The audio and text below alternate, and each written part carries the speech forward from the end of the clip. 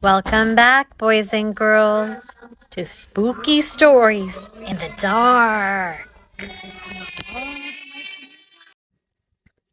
Today's story is called The Two Heads.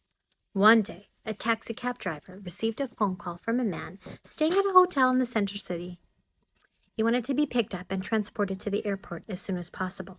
But when the taxi cab driver got to the hotel, he had to wait 1 hour for the man to show up. When he finally emerged from the hotel, the taxicab driver noticed that he was carrying 2 large bags. Always friendly and willing to assist, the taxicab driver got out to help the man put his bags into the trunk.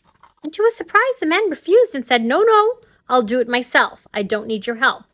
So the taxi driver went and sat down. It was then that he noticed the stench of rot and decay that was coming from the bags. He also noticed something else that was suspicious.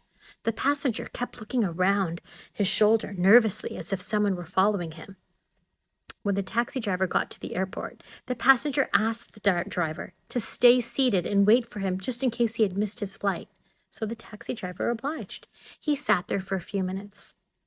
But the odor of decomposition was unmistakable.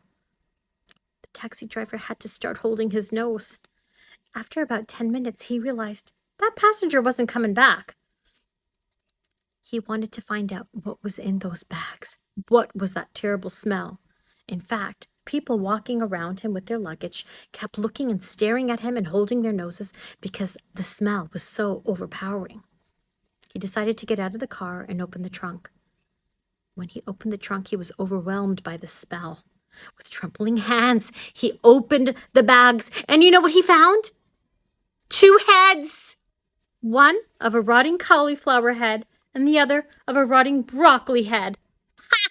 Rotting vegetables, boys and girls. You thought I was going to say decapitated heads, didn't you? But rotting vegetables smell just as bad.